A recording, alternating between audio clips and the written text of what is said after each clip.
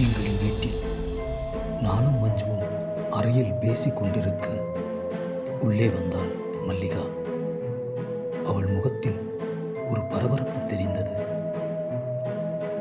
என்னாச்சு மல்லிகா, ஏன் ஒரு மாதிரி இருக்க?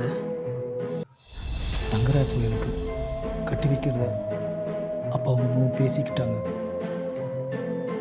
கவலைப்படாத மல்லிகா, அவங்களால பேச மட்டும்தான் முடியும். இன்னும் ஒரு மாசத்துல படிப்பு முடிஞ்சு ஊருக்கு வர்றாங்களாம். வந்ததும் சட்டுப்புட்டுன்னு பேசி கல்யாணத்தை முடிச்சணும்னு ஒரே முடிவில் இருக்காங்க அக்கா. மல்லிகா, நீ உடனே இந்த விஷயத்தை பூபதிக்கு தெரியப்படுத்து. சரிக்கா, எதுவுமே தெரியாத மாதிரி இயல்பாகவே நடந்துக்கோ, புரியுதா? அமைதியாக இருந்து காரியத்தை சாதிக்கணும். சரிக்கா. பேசி முடித்து மல்லிகா அறையில் இருந்து வெளியேறினாள்.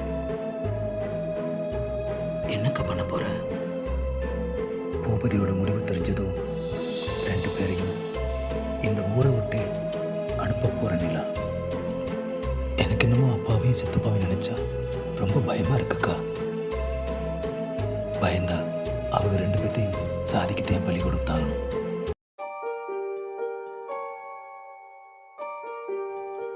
சுந்தரம் தந்த கடிதத்தை படித்த பூபதி இடிந்து போனான்.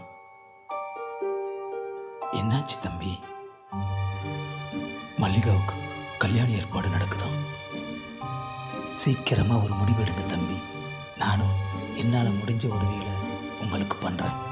நான் ஒரு லெட்டர் எழுதி தரேன். அதை எப்படியாவது மல்லிகா கிட்ட சேர்த்துட்டு சுந்தரம்.